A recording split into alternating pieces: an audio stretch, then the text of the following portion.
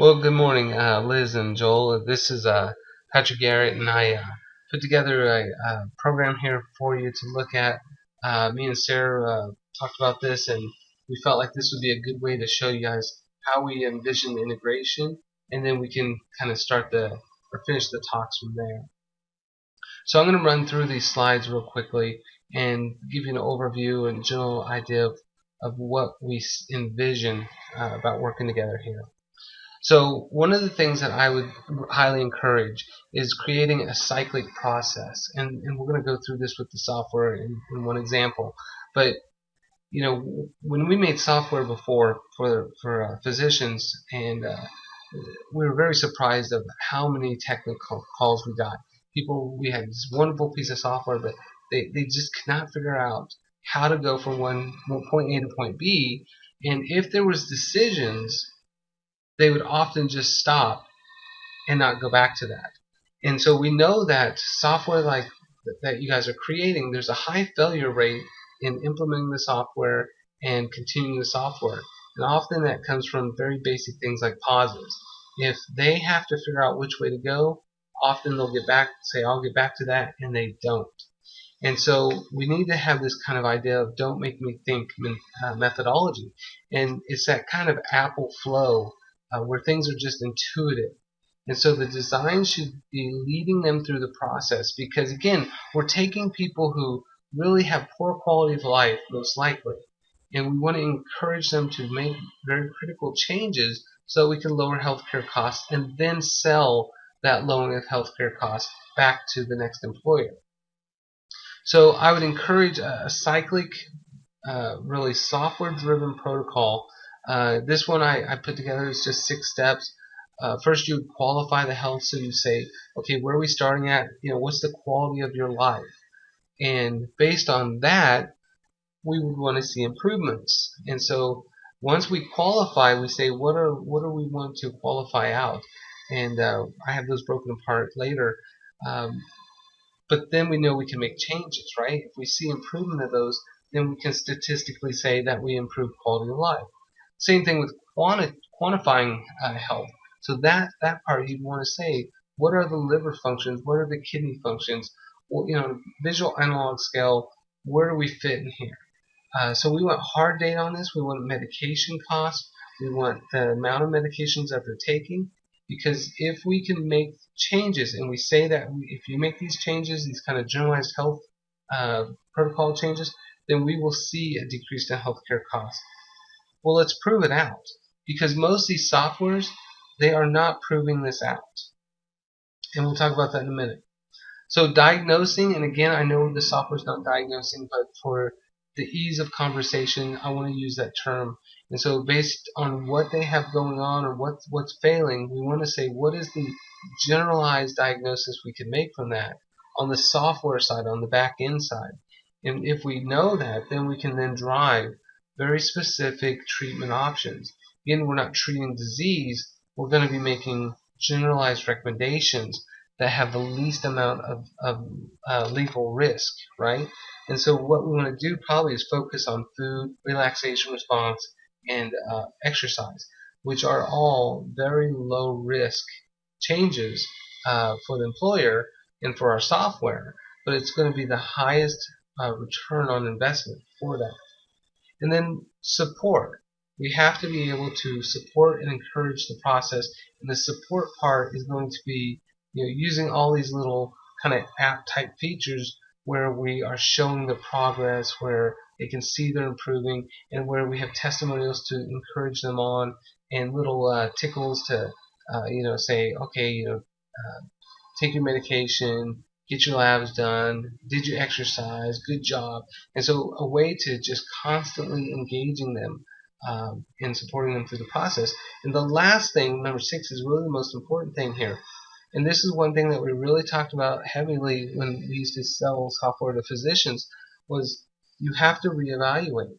And so if I say this software is going to improve quality of life, if it's going to improve quantity of life, if it's going to decrease healthcare costs and save this company money, I better be able to prove it. And so based on that, if I reevaluate, say every 30 days or 60 days or 90 days, then I want to see improvement in those. And if I make improvements, I jump on that and I sell that to the next company. If I don't make improvements, well, then we need to figure out why. And so we can always tweak and improve the software because of that. So going the next step is proof for greater profitability. And I've been approached by several companies like this, and especially out in California, and they have the same statistic. They're going to get a 2-to-1 return on investment if they use this type of software. But this software has a huge failure rate. There's a huge compliance issue, and there's a huge failure rate among these companies. And if you think about this, that 2-to-1 ratio is nothing. I mean, absolutely nothing. All kinds of statistics will show that 80% of all chronic diseases are reversible just through very basic lifestyle changes. There's studies that show 92% of all heart disease can be cured, prevented, reversed through very, very basic lifestyle changes. So if that's true, then we should be able to recommend those very basic lifestyle changes and really embolden the people in making those changes, encourage them, support them in those changes, and we should see a huge return on investment because of that. And so liiv software should be able to prove this, and the other softwares are not. They are not doing that, and they are not data collecting for those points of interest that we really want to prove out. And if we do this, then we can pick and choose, cherry pick the benefits that we have, and then use that as a marketing tool to get greater profitability. And so for the data collections for profit, you want to show decrease in medication use and cost, but you have to collect that information up front and keep collecting it. And we should be able to reduce healthcare use and cost. And we should be able to prove that, but we have to collect it first. Same thing with improved quality of life, improved laboratory results. So we should see improvement in kidney function, liver function, blood glucose, and all that's going to then cause the employer to have improved energy, focus, and productivity among their employees. I don't think there's many softwares that are doing that. And that is a way greater return than 2-to-1. That is huge because now you're not just talking about one specific aspect of the financial return, but you're talking about less loss, greater productivity, less absenteeism. It's a whole different paradigm for which we could benefit. On the lifestyle changes, what we want to do is kind of look at that rectangular lifespan, and that's looking at kind of what the Blue Zone talks about, or the China study, where we're looking at very very specific but general changes that they can make that will give us the greatest amount of return with the least amount of liability. And so looking at foods that improve quality of life, and that's what we want to encourage, omega-3 rich foods, complete protein foods, healthy foods, right? We're not talking about like the ADA's bull crap with their a cookie and a broccoli are the same thing because they're both carbs. That is not going to get us the return on investment we want. And so then looking at food that impairs quality of life, and that's the big part. I mean, this is what I use in practice to dramatically decrease healthcare costs. My patients get off all their medications. They go in from being just crushed by the world to being resilient.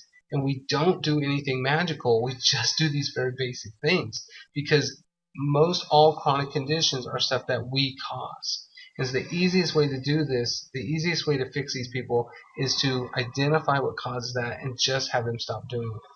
I mean, you have things like ADHD and irritable bowel and Crohn's and all these things that these companies are paying for chronic management, right? 80% of all healthcare dollars go to chronically manage chronic conditions. If we can get rid of that chronicity, we dramatically change the scope of our environment. And so just getting rid of those foods and encouraging them and emboldening them to why they're doing this. And then reducing environmental toxin exposure. That's huge with all the cleaning products and all that. Tracking that symptomatic success to reinforce those lifestyle changes. The next part is stress reduction. That's really building your hormones back up so that these end users, these employees, can feel great even under the same stress. And so the two things we don't do is we don't eat for our hormones and we don't prevent exhaustion. We do just the opposite. And the software can really help people identify what foods build hormones. So you can eat for testosterone, you want to eat for thyroid, you want to eat for progesterone. You don't want to take bioidenticals because that'll downregulate your own production, right? And then we have liabilities with that. We don't want to do synthetics because those are toxic. We have huge liabilities with that. But we can easily transfer their life, their stress, just through food and relaxation response and meditation and yoga and little mini mental breaks as we do in our office. The other thing is purposeful movement, and that's really the complete picture here. Is we call it exercise, but the reality is the healthiest people in the world, they call it active lifestyle. And so really changing that over time with these employees is going to make a huge difference. And they're just very basic studies where people walk during lunch. They reduce, for every 10 minutes they walk, they reduce their overall diseases by 12%. And so 10 minutes 3 times a day, you have 36% reduction, and you didn't invest anything but them walking. That's a huge return on investment for that employee and for the company. And very, very little liability on our part for sure. So the GreenMed Info benefit.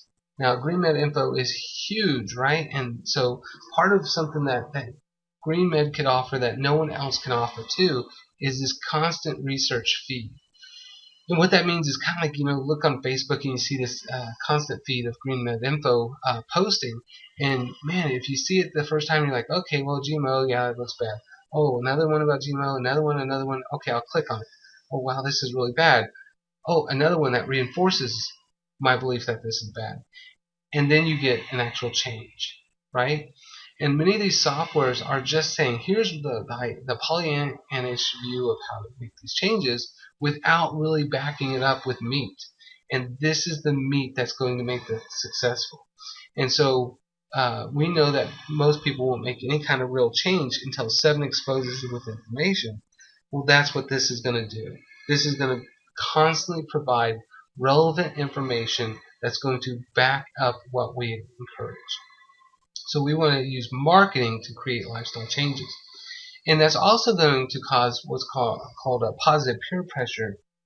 And that positive peer pressure is going to show that, gosh, if you keep feeding them this information, it's got to be the majority of the information, and thus I want to be a part of the majority, and so we can nudge them in that direction and actually allow them to make a bigger change than they would by themselves. And you saw this with smoking. I mean, smoking was stopped by positive peer pressure. So it does work very, very well, even on the mass scale. The other thing is having pre-qualified research, peer-reviewed research, and this is where this is one of the aspects of where GreenMed Info really excelled beyond anybody else. And so we're not talking about just having a little bit of research. We're talking about having huge volumes of research. And what that research does is, if you say, you see these all the time, where on, say WebMD, well, here's what we think is important, and here's 5 research articles to back that up. Well, I can sit there and I look at those and I think I can find 5 that are just the opposite, right? But GreenMed Info could provide 30, 50, 100. And so if you say these things make changes, and you have, say, something like turmeric.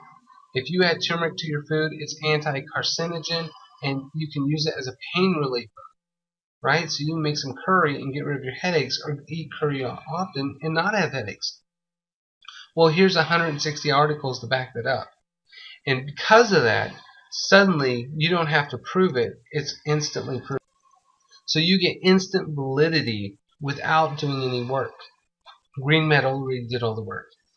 And that instant validity is wonderful. That is a brilliant thing to have. And no one else is doing that. And so they're posting a couple things, but really it's not enough to convince anybody. The last part of what GreenMed Info could really do is what's called purposeful nudging and irrational, or say predictable irrationality among consumers. And based on these ideas, we can use this to nudge people in the right direction. Just like all the marketing, all those 10,000 ads a year that drive, kids to want toys and candy and horrible cereals, right? We can use that same nudge effect to nudge people into healthier directions.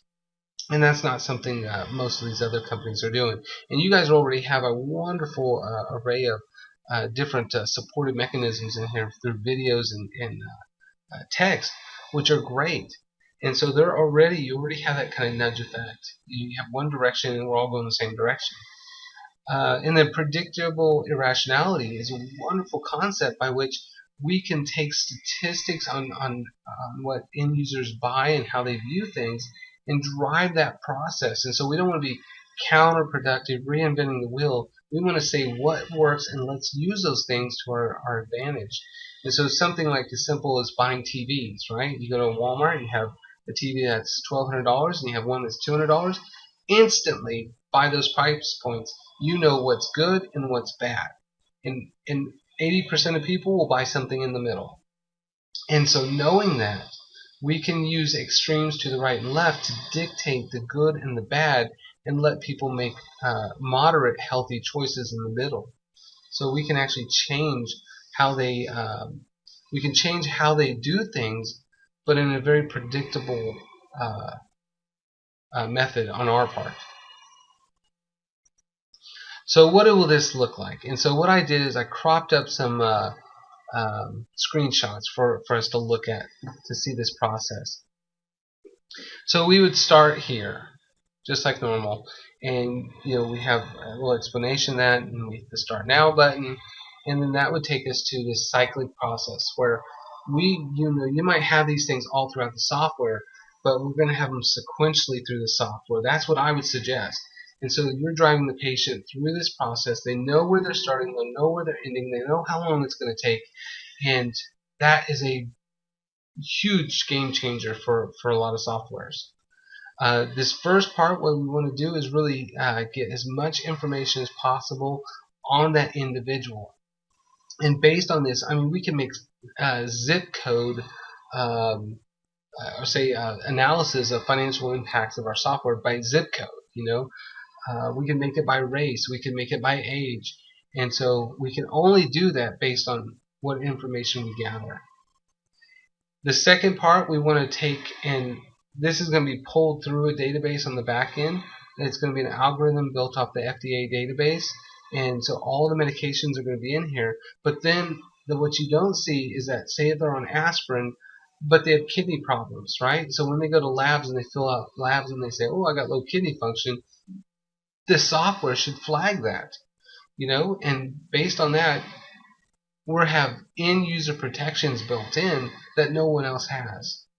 Same thing with lisinopril. Let's say one of their health concerns is chronic cough. Well, lisinopril is notorious for causing chronic cough. So that flags. And that way they can go to their practitioner, and we're not going to tell them to get off their medicine or change their medicine, but now they have something to go to the practitioner and say, hey, is this an issue? And great, so they put them on a different non-ACE inhibitor, maybe a beta blocker, and based on that, their chronic cough goes away. So the easiest, simplest cure was created by a red flag. The same thing with supplements. These will pull from a database, and so again, if they're taking say St. John's wort and they're also taking Prozac, that should be flagged. Again, these built-in artificial intelligent algorithms that we've built over the years, these things will flag and create patient safety. Or patient, I always call everybody patient, so end user safety here. Now this part here, we switch to the diet one. And this one we want to really engage and get all the information we can about what these people are eating from the beginning. And based on that information, we can then say, we can very quickly see the faults in their diet and then show them the changes over time. But even if they say, I'm an omnivore, great. But if I'm a vegetarian, that might change how we talk to them about treatment. We don't want to encourage them to eat 5 servings of meat a month like the healthiest countries in the world. We would say, oh, well, you'd want to get these things through non-meat sources. So we can actually customize our recommendations based on their eating habits. So we click next, and then we could go to what's called lab interpretation software. And here, our physician software that we have for this, we have the world's largest database of age and gender specific values with interfering factors, and we have 6,000 differential diagnoses for the labs if they're out of range, higher, low, or critical. Um, but for this type of software that's end user, we really want to keep it as basic as possible. So we want to really control where they're going to enter stuff in. So we want to say cholesterol. But if we want to say we'll have a VAP cholesterol, so we have HDL 1, 2, and 3. That's fine. That's not a problem. But this is going to be pulled from a database. And it's going to be SQL'd, so you'll have a drop down too. As they start adding the word in, it'll drop down, and then they can find it very easily. And then they just put the number in. Again, this will feed into a database, and that database will then kind of talk to other databases in like the medication one, and it'll flag anything that we don't like. Now, especially if they say have a A1C of like 13, there should be a great big flag that says you need to go to your doctor right now. Right? I mean, this isn't something you need to wait around with, because they're going to end up with losing limbs and eyes and kidneys, and that's going to be a huge cost for the healthcare provider, for that company, right? Now, we go over here and we look at what's called the health or lifestyle, and this is going to be that symptomatic review. It's kind of on a scale of 1 to 10, where are you at? And are we getting better, worse, or are we staying the same? And based on this, we can then create a color-coded response where they can very easily see how many problems they have and are they getting better on the next reeval. We're going to go further with that, and we're going to start asking them questions about what's called a review of systems, and we look at all their healthcare conditions, right? Because from here, this is going to be really good. We can find out and create a list of all their health concerns. And then if they make these dietary changes upon reevaluation, do we see that list shrink? And in my practice, it is, and just like Joel's, I bet, it's the same thing. They make these very, very basic, simple, low-risk changes, and all these things just disappear. Their need then for medication disappears, because people take medications because they live a lifestyle that's inconsistent with life and longevity. We're switching that around to save the healthcare provider money. And based on that, they're just going to get healthier naturally. Again, very low risk on our part. That end product, or the very end of this, and you can see we've transgressed from start to finish here. This last part is where we generate reports, and we always want to offer them the ability to edit any of those reports so they can go back and make changes. Then they're going to generate the report, and we'll create this kind of dashboard. Again, we can change any of this we want, right? But I kind of tweaked some of these up here, like the live style HQ, where we look at the health quotient of where they fit, So based on all the responses, where are they at in general? And then we can use an algorithm that's really interesting for lifespan, and we'll call it the live style QLP or something, and we'll give them a number. So now they have ways to make achievements that's very visual on their part. They have numbers to beat. That's the reason people get on the scale every day, is they want to beat that number. People know their A1C. People know their blood pressure ones, right? And they want to see those improve. So it becomes this kind of challenge to them at this point. And over on the next slide, you can see the live style ROS and just health review of systems. And that's where we're kind of saying, okay, how's your cholesterol? How's your glucose handling? How's your thyroid? How's your inflammation? How's your kidney? How's your liver? We can put anything we want in there. In fact, we can even offer the option of they could click through and check them, or we can build that in the back end of the algorithm to decide what we want to look at. But based on that, you can see, okay, my thyroid's doing great.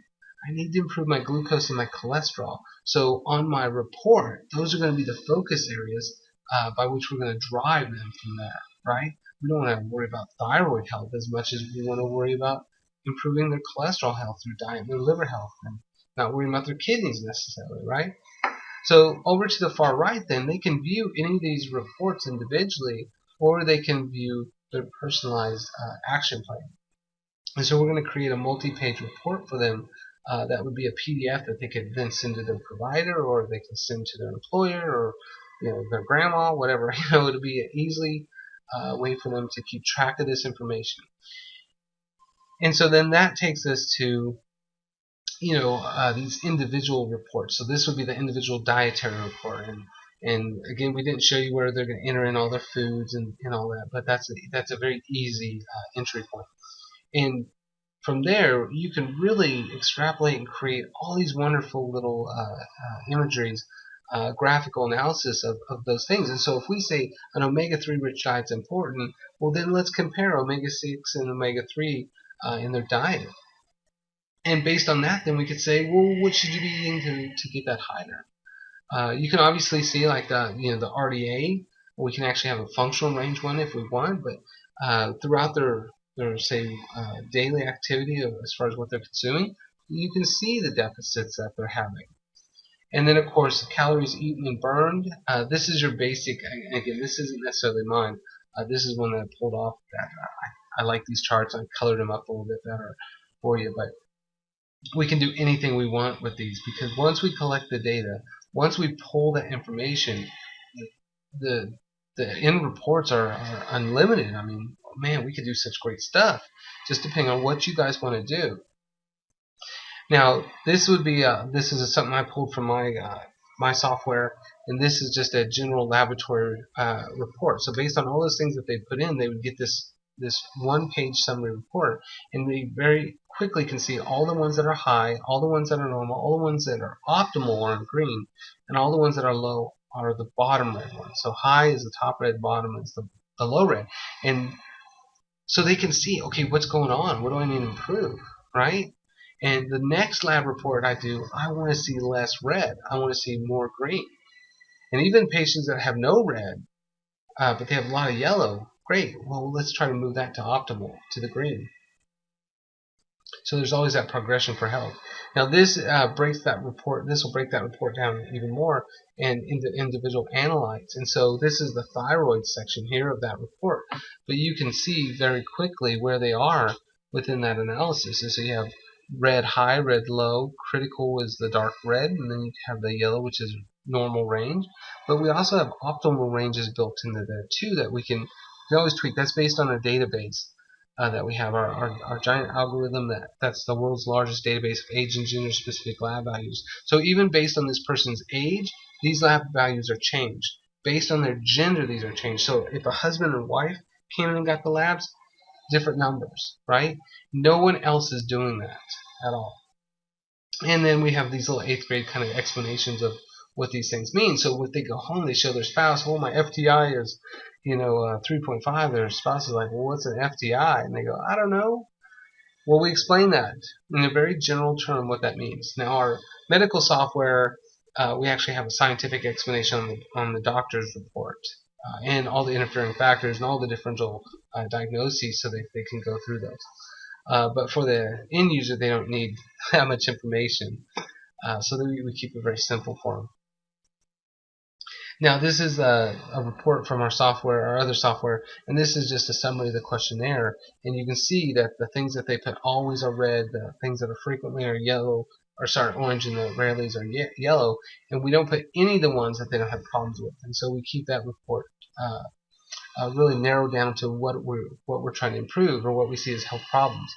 And again, in 30 days, if they make those changes, we should see this dramatically improve, right? And then they know they're doing better.